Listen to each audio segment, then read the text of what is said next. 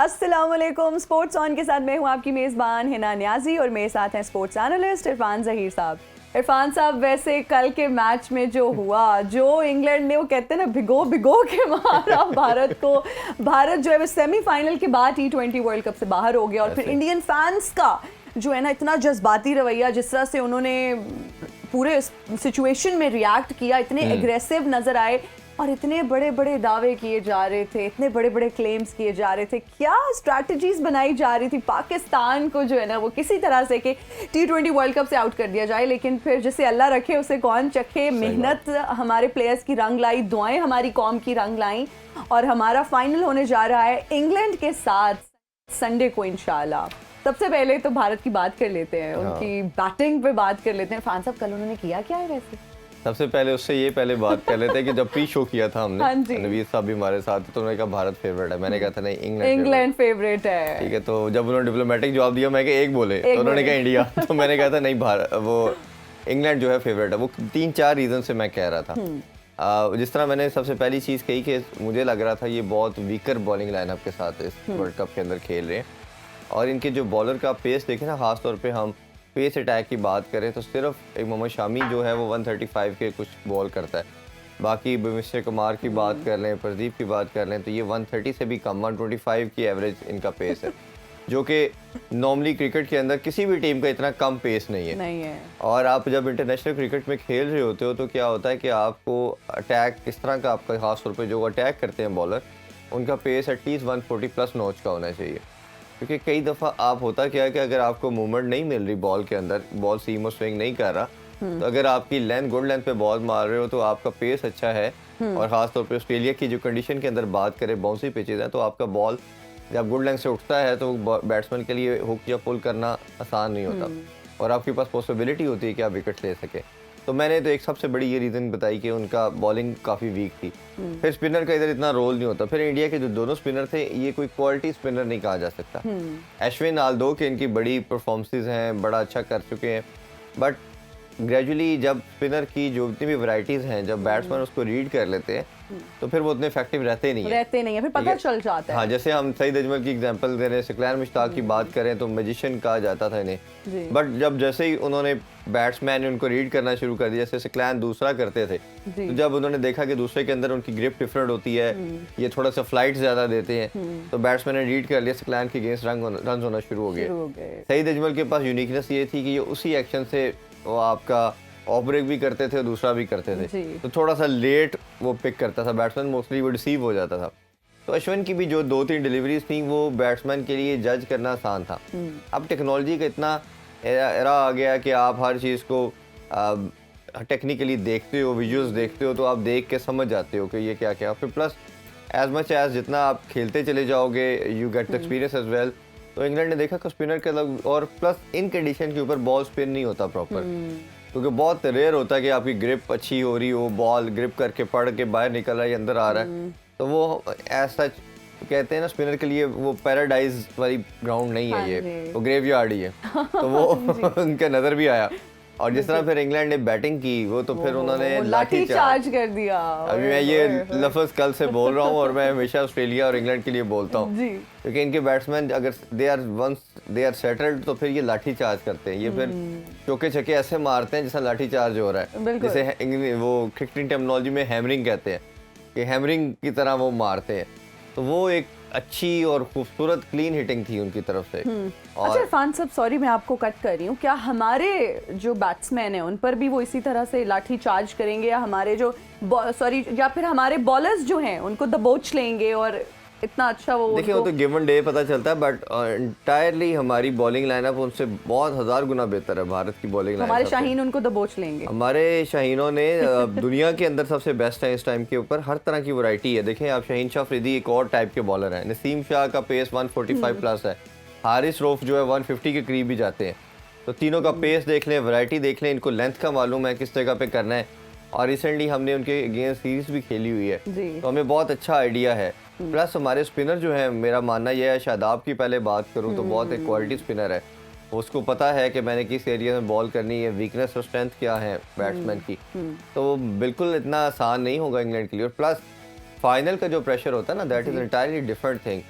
आप बाकी जितने भी मैचेस खेले, इवन तो सेमीफाइनल का भी होता है, but final is entirely different thing, क्योंकि आपको नजर आ रहा होता है कि एक मैच अवे है टाइटल, अगर उसमें कोई गलती की गुंजाइश होती नहीं आपके पास, और दोनों साइड के ऊपर बहुत ज़्यादा प्रेशर इसलिए उसका उन पे ज़्यादा होगा। अच्छा, मैं यही इसी तरफ इरफान साहब आ रही थी कि आपको नहीं लगता कि कल की जीत के बाद जिस तरह से एक अमेजिंग जीत हमने देखी इंग्लैंड की, उसके बाद पाकिस्तान पे वो प्रेशर बिल्ड हुआ होगा, जितने अच्छे तरीके से कल उन्होंने खेला इंग्लैंड की टीम ने। देखिए ये मैटर नहीं करता, नेचुरल है ये मैटर नहीं करता। आप देखें इंग्लैंड, यही इंग्लैंड अगर आप पीछे चले जाएं तो वो आयरलैंड से भी हारी है, हम जिम्बाब्वे से भी हारे हैं, now both are in the final as well. तो अपसेट होते रहते हैं, आप कई बहुत दफ़ा अच्छी परफॉर्मेंस देते हैं। जैसे मैं एग्जांपल कल मेरे माइंड में मैं रिकॉल कर रहा था, 99 के वर्ल्ड कप के सेमीफाइनल में हमने 10 विकेटों से न्यूजीलैंड को हराया, फाइनल में हम 132 पे आउट हो गए। ठीक है, तो ये आप कभी भी नहीं कर सकते कि आपने कोई मैच प्रीवियस मैच में बहुत अच्छा किया हुआ है और आप अगले में भी वैसे करेंगे। It's very unpredictable. और T20 तो है ही एक आधे स्पेल की गेम है, एक अच्छा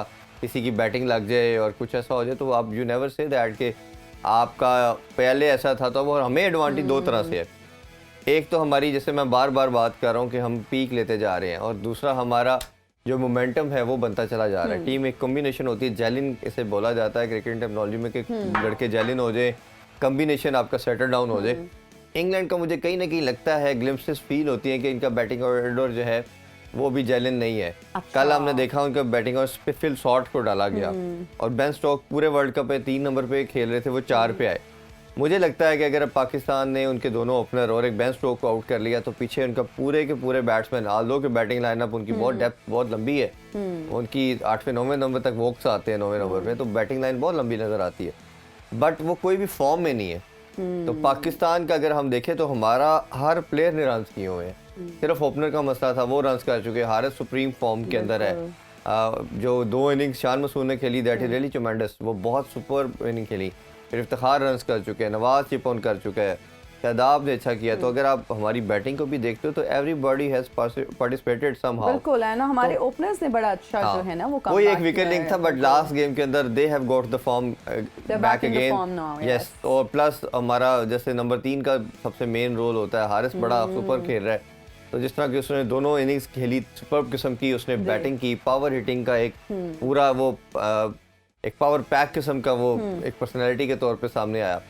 तो मेरा ख्याल है कि हाँ, we have all ticked the boxes, वो हमारे सब अच्छे सारे खाने हमारे जो है ना वो पूरे हुए हैं। तो एक अच्छा कॉम्बिनेशन है। सिर्फ हमने एक चीज़ जो सबसे इम्पोर्टेंट है, आपने इंग्लैंड को रिलैक्स नहीं होने देना, क्योंकि अगर ये देखें इंग्लैंड भारत थोड़ा सा कंप्लेसेंट हुआ, आपने देखा कि पावर प्ले में उन्होंने अटैक किया भारत पे, भारत टोटल कंप्लेसेंट हो गया उसी लाइन पे। अच्छा, वो पुअर कैप्टनसी कहना चाहूंगा रोहित शर्मा की, कि उसने कभी किसी को बॉल दे रहा है, कुछ दे रहा है, कोई प्लान नजर नहीं आया, उन्होंने फिर हर बॉलर को धोया। तो आपने ये करना है कि आपने एक प्लान के साथ आना है। प्लान क्या होता है कि आप देखते हैं, अच्छा मैंने स्पिनर को देना है, ये पुल बड़ी अच्छी मारता है, अच्छा ये लेग साइड पे अच्छा खेलता है, आपने देखना उस साइड से बॉलिंग करवानी है जब बाउंड्री लंबी है। बिल्कुल दोनों तरफ से आपको ना रिस्क लेना पड़ता है। रिस्क इस तरह है कि जब वो बड़ी बाउंड्री की तरफ हिट मारेगा तो देयर इज अ पॉसिबिलिटी कि टॉप एज लगेगा या पूरा मिडल ना हुआ बैट से, तो वो बाउंड्री पे कैच भी हो सकता है। बिल्कुल ठीक है, तो ये इस तरह आप कैप्टन आप कैलकुलेशन करते हो। बॉलर भी करता है, बॉलर भी कई दफा कैप्टन को कहता है कि इस एंड से मुझे बॉल ना करो,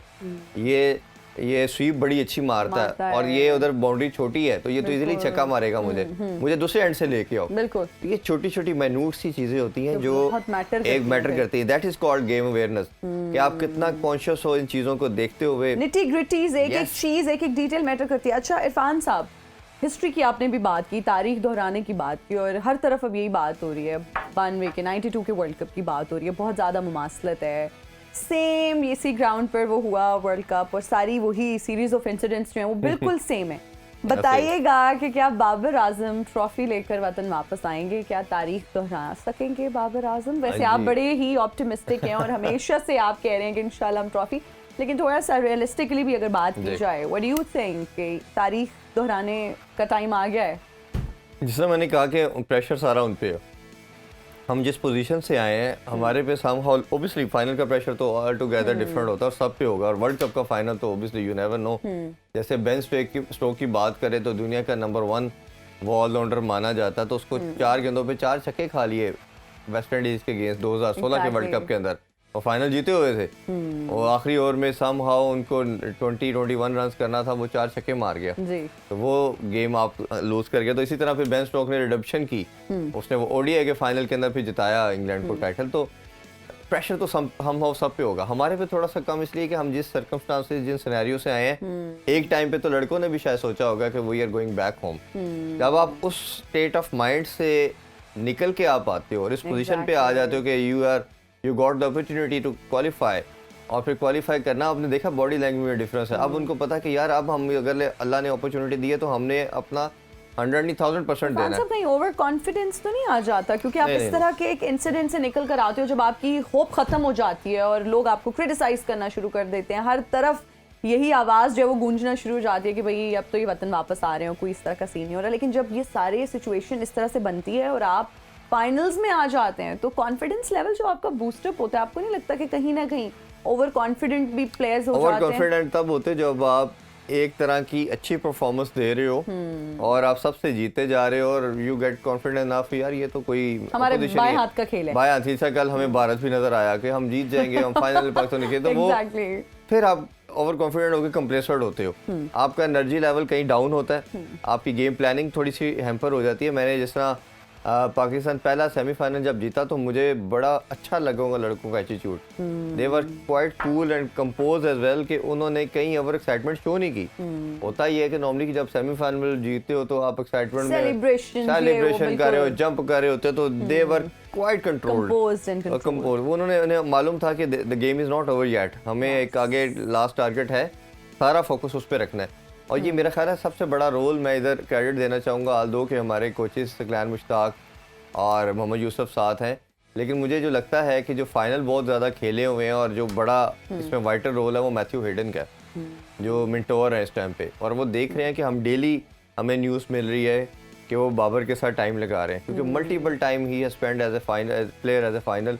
तो जब आपका एक्सपीरियंस होता है ना, और ख़ास तौर पे इन कंडीशंस को देखते हुए, वो एक ऐसी टीम का पार्ट थे जिसने 10 साल राज किया दुनिया क्रिकेट के ऊपर, तो आपके पास एक्सपोजर होता है, आपके पास नॉलेज होता है, उनको सारी डेफिशिएंसीज का, लूप होल्स का इंग्लैंड का मालूम है, ये किधर फंसते हैं, इनकी अप्रोच क्या है। हाल तो हमारे लड़कों को, ये कोच को भी होगा, बट जिसने ज़्यादा क्रिकेट खेली होती है उसको ज़्यादा एक्सपोजर होता है। प्लस जो शॉन टेट की बात करें या हम मैथ्यू हेडन की बात करें, बिल्कुल, तो ये इन लोगों का मेरा ख्याल है जो आप साल से इन्वेस्टमेंट कर रहे थे इन पे, ये this is the time to cash on. इसी जगह के लिए हमने शायद बिल्कुल साथ रखा हुआ था कि हमारा आगे वर्ल्ड कप ऑस्ट्रेलिया में है, तो इन लोगों से बेहतर हमें कोई गाइड नहीं कर सकता, बैटर को भी और बॉलर्स को भी जी। तो शॉन ट्रेट के भी अभी जैसे एक ट्वीट अभी उन्होंने कहा कि बिलियंस डॉलर आपने इन्वेस्ट किया इन आईपीएल और आप हर टूर्नामेंट के अंदर पाकिस्तान से पहले डिस्क्वालीफाई हो जाते हो, हाँ, और आप मॉकिंग करते हो पाकिस्तान की आईपीएल को और पीएसएल को, तो आप देख लो कि रिजल्ट आपके सामने है। तो ये सारी चीजें बताती कि अल्लाह का निज़ाम भी है। आप इंसान जितनी मर्जी प्लानिंग करता रहे, जितनी मर्जी एफर्ट करता रहे, अगर अल्लाह का साथ आपके साथ है तो आप चाहे छोटे हैं या कुछ भी है तो आपका रास्ता खुद बहुत बनता है।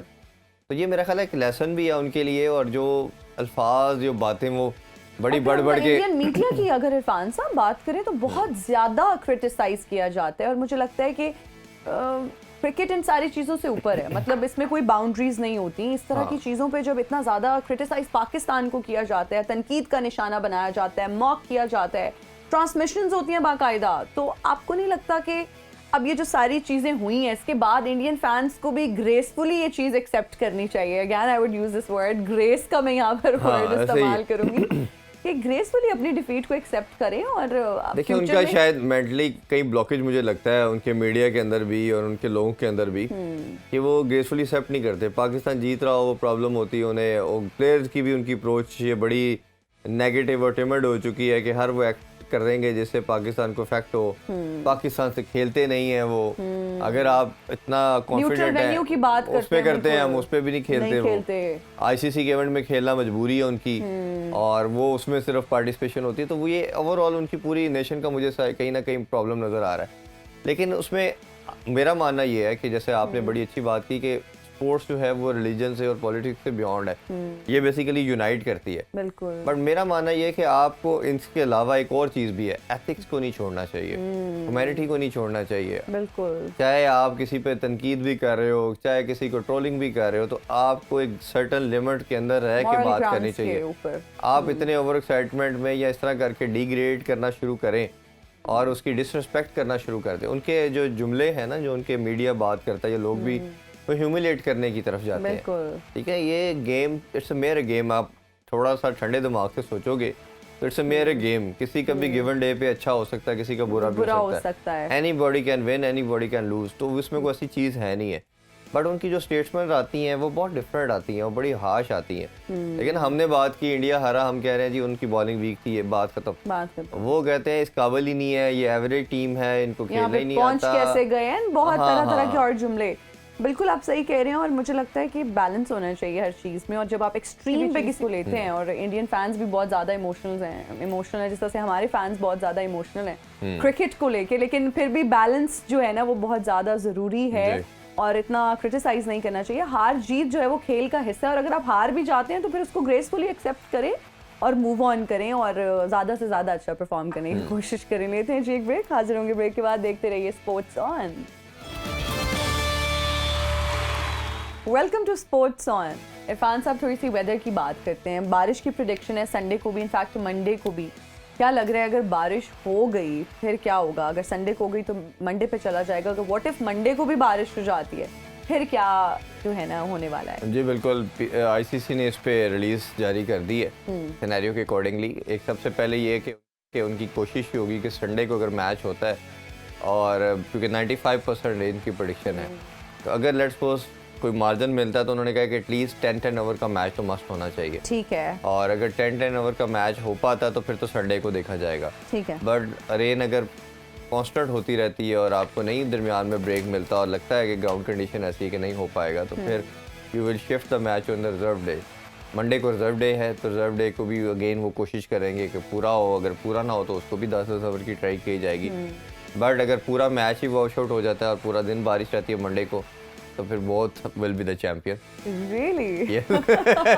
मेरा ख्याल है दोनों को पहले ही हाथ मिला लेना चाहिए। चले अब हमारी कौम ये दुआ करेगी, या अल्लाह या तो हमें ट्रॉफी मिल जाए या फिर बारिश ही हो जाए, तो मतलब हार किसी सूरत हमें नहीं चाहिए। सही बात, बिल्कुल ठीक हो गया। अच्छा इरफान साहब, किस अप्रोच के साथ हमारी टीम को फाइनल के लिए जाना चाहिए? क्या कोई आप चेंजिंग देखते हैं बैटिंग ऑर्डर में? इसमें मैं एक चीज़ और ऐड कर दूँ, टॉस भी बड़ा इस पे वाइटल प्ले करेगा।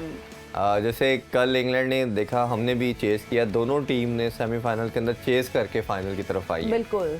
ऑस्ट्रेलियन के एडिशन के अकॉर्डिंगली 90% या 80% स्टैट्स यही बता रहे हैं कि जो पहले बैटिंग करता है वो जीतता है। अब चेस को दो रीज़न से मेरा ख्याल है कि दोनों टीम चेस की तरफ जाएंगी। एक तो वो सेमीफाइनल जीते ही चेस करके हैं, और दूसरा ये है कि जिस तरह का वेदर क्लाउडी और आपका जो क्लाइमेट मॉइस्चर होगा पिच के ऊपर, और हमने पहला मैच भी हमारे बैक ऑफ द माइंड है कि शुरू में 4-5 ओवर्स बहुत स्टीम स्विंग करता है, और अगर यही पावर प्ले ही बेसिकली 90% अगर आप उसमें विकेट ले लेते हो या रन्स कर देते हो तो आप मैच भी जीत जाते हो। यही टेंडेंसी हमने तमाम मैचेस में देखी है। तो पाकिस्तान के माइंड में भी यही चीज़ होगी, इंग्लैंड के माइंड के अंदर भी यही चीज़ होगी कि हम चेस की तरफ जाएं। और तीसरी रीज़न चेस करने की ये होगी कि आपको एग्जैक्ट आइडिया होगा कितने ओवर्स में कितना रन्स करना है, क्योंकि नॉर्मली चेस के अंदर अगर ओवर को कर्टेल करके कम किया जाता है और आपको पता होता है एवरेज क्या चाहिए, तो आप फिर उसके अकॉर्डिंगली बैटिंग करते हो।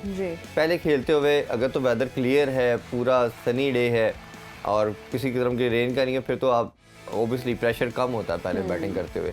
बट द गिवन सर्कमस्टांसेस जो हमें नज़र आ रहे हैं, फोर्स ही कर रहे हैं हम प्रेडिक्शन के लिहाज से रेन को देखते हुए, तो उसमें मेरा ख्याल है कि दोनों टीमों ने चेस की तरफ जाना है। और दूसरा जो आपका क्वेश्चन था कि क्या स्ट्रेटजी होनी चाहिए, अप्रोच बड़ी सिंपल है जी। आपने सक्सेस आपको तब मिलनी शुरू हुई जब आपने थोड़ी सी अपनी इंटेंट को चेंज किया, आपने एग्रेसिव अप्रोच के साथ आना है। हमने देख चुके हैं ऑलरेडी, हमने डिस्कस किया कि इंडिया थोड़ा सा कंप्रेसर्ड हुआ, मार्जिन दिया, उन्होंने आप टोटल अटैक किया। और ये इंग्लैंड और ऑस्ट्रेलिया, ये कुछ साइड ऐसी हैं, ये जब आप पे अटैक करती हैं तो ये फिर आपको रिलैक्स नहीं होने देती, फिर ये आपको अपॉर्चुनिटी नहीं सेकंड देती कि आप कम बैक कर सके। बहुत रेयर होता है, और आपने पहले ही आपने उल्टा इनके ऊपर अटैक करना है कि इनको खड़ा ही ना होना दे। क्योंकि जैसे होता है ना, वो दो रेसलर लड़ते हैं जब, तो एक तगड़ा रेसलर को आपका ये होता है कि आप या दोनों ही तगड़े या लेट्स सपोज, तो आप कोशिश करते हो गिरा के उसे उठने ना दें। अगर आप उसको मारते जाते तो वो गिरा रहेगा, एक दफ़ा वो खड़ा हो जाए, सेटल हो जाए, फिर वो आप पे अटैक करता है। तो अब क्रिकेट के अंदर भी ऐसे ही है कि आपने अटैक करना है, चाहे बॉलिंग करें या बैटिंग करें। और इसमें बड़े मैच की जो मैंने काफ़ी कोचेस से ये प्लेयर से बात की, उसकी एक स्ट्रेटजी बड़ी सिंपल होती है।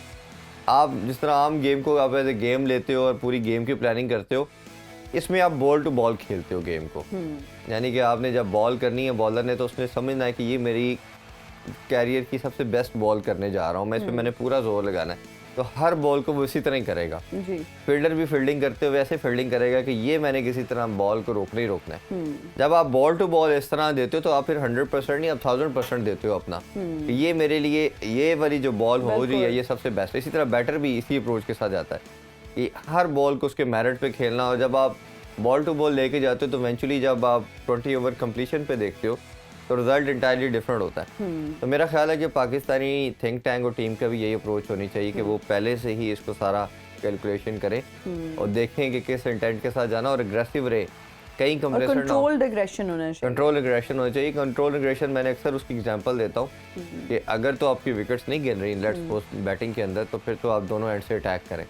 बट जिस तरह इंग्लैंड ने कल किया या हमने भी समहाउ पहले मैच में किया, बट अगर आपकी विकेट गिर जाती है तो फिर आपने ब्लॉक में नहीं आना, क्योंकि रुक नहीं जाना। फिर होता है कि एक एंड से आप हिटिंग करना शुरू करते हो, एक एंड से आप क्या करते हो कि आप विकेट्स को रोकते भी हो ताकि आपके ऊपर प्रेशर भी बिल्ड ना हो। क्योंकि एक दो विकेट 3 विकेट एक साथ गिर जाए तो फिर किसी भी टीम के लिए दोबारा खड़ा होना बहुत मुश्किल हो जाता है। और हमारे बॉलर को यही मैसेज है कि आपने सबसे पहले फोकस ये करना है कि पावर प्ले में किसी तरह उनकी 2-3 विकेट गिरानी है।